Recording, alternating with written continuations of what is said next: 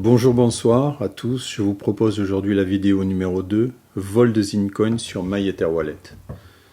Sachez que j'ai beaucoup de retours et cela m'encourage à aller plus loin dans mon exposé concernant le vol de mes Zincoin. Comme je vous l'ai déjà dit, j'étais débutant en crypto-monnaie et mon premier investissement en Zincoin date du 29 avril 2019, puis des versements réguliers jusqu'au 10 septembre 2019.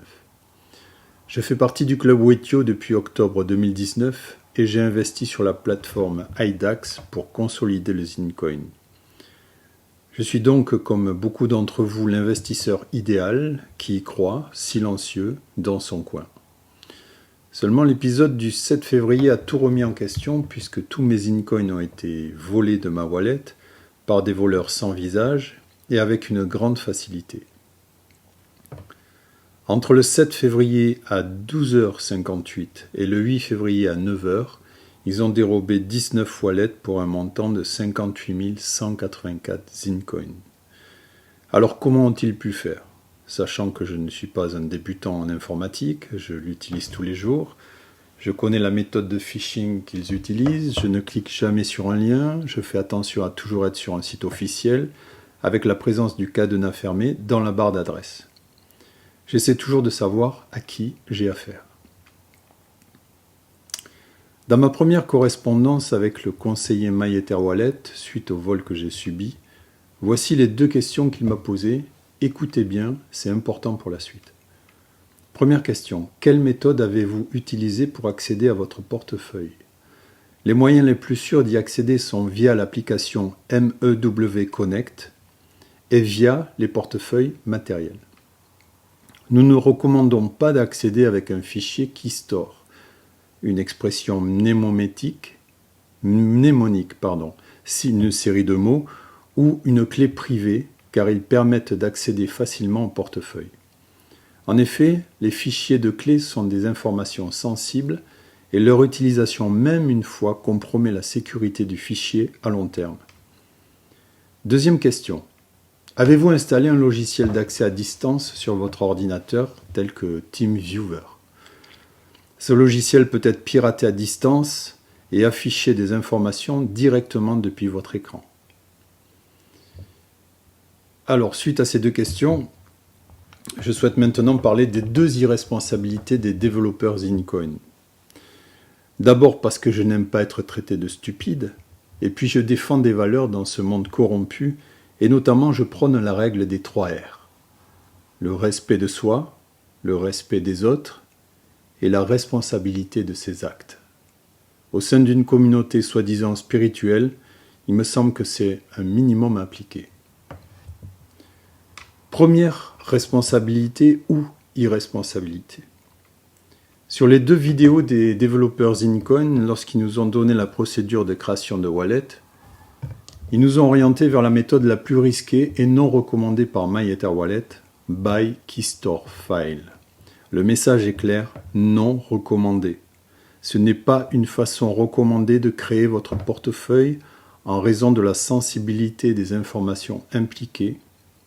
Ces options ne doivent être utilisées que dans des paramètres hors ligne par des utilisateurs expérimentés. Alors que la méthode la plus sécurisée proposée par défaut dès qu'on clique sur Create a Wallet est MEW Wallet. Méthode recommandée. Téléchargez l'application de portefeuille MEW Connect sur votre iPhone ou Android.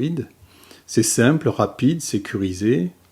Effectivement, c'est simple. Je m'en suis servi pour créer un nouveau wallet, bien sécurisé cette fois. Car pour se connecter, nous ne tapons aucun mot de passe, mais nous scannons un QR code avec le téléphone et la connexion est automatique. Deuxième responsabilité ou irresponsabilité.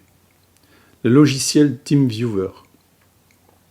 Au mois de mai, un des développeurs du Zincoin a pris un rendez-vous téléphonique avec moi car je n'arrivais pas à faire la manipulation de rapatriement des Zincoins sur ma wallet. Il m'a proposé d'installer ce logiciel afin de faire la manip à ma place et ça a fonctionné. Mais je n'aurais jamais dû accepter d'installer ce logiciel et le laisser par la suite sur mon ordinateur. Apparemment, dans l'équipe Zincoin, ils n'étaient pas au courant du danger auquel ils m'exposaient. Virez ce logiciel immédiatement si vous l'avez dans votre ordinateur, c'est urgent. Sur les 2 points que je viens d'évoquer, on peut dire que j'ai été irresponsable de faire confiance aveuglément à soi-disant des gens qui maîtrisent leur sujet. Mais les torts sont partagés car une équipe qui développe une crypto-monnaie se doit de bien connaître le système des wallets et les failles de sécurité qu'il faut absolument éviter pour protéger les investisseurs au maximum. J'aime l'idée qu'on ne nous voit pas que comme des porte-monnaies ambulants, mais plutôt comme des humains qui doivent être respectés.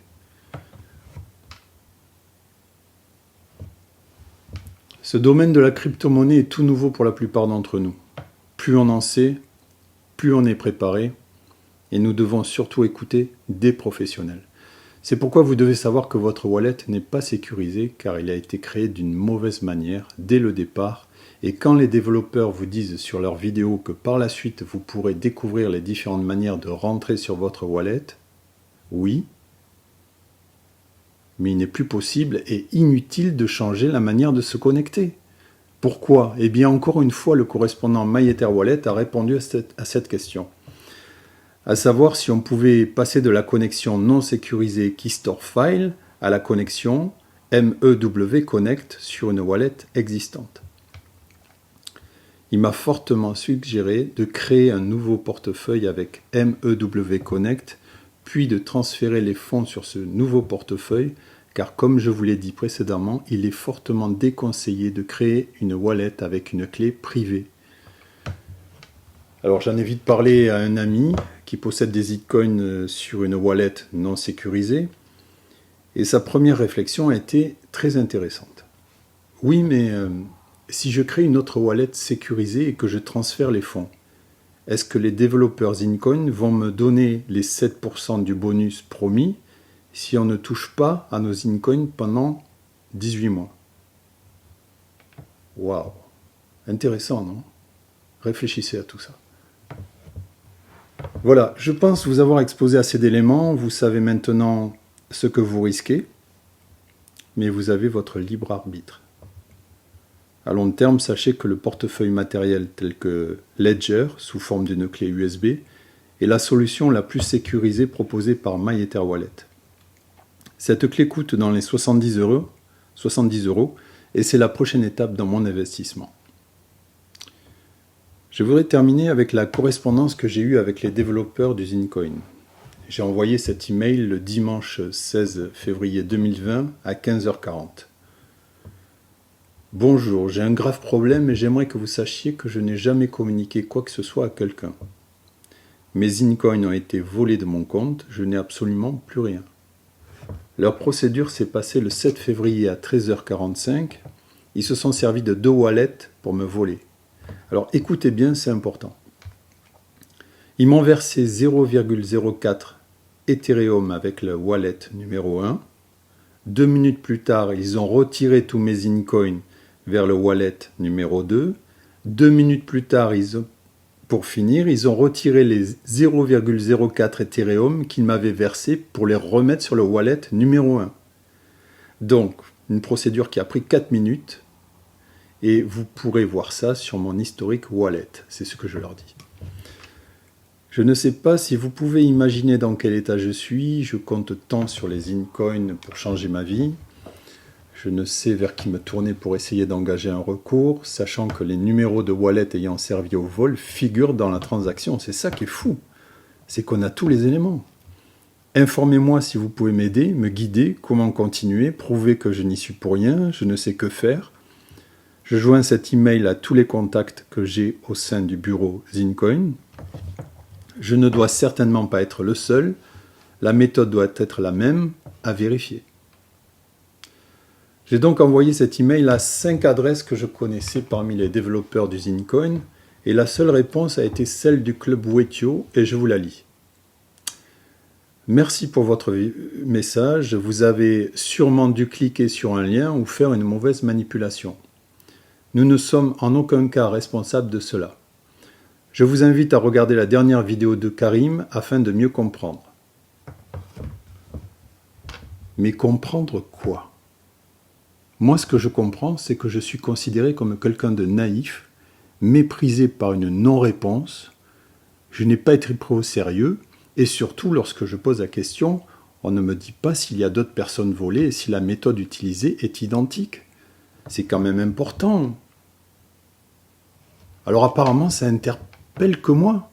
S'ils avaient ma clé privée pour rentrer sur ma wallet, pourquoi ont-ils versé ces 0,04 Ethereum 2 minutes avant le vol et pourquoi les avoir retirés 2 minutes après le vol?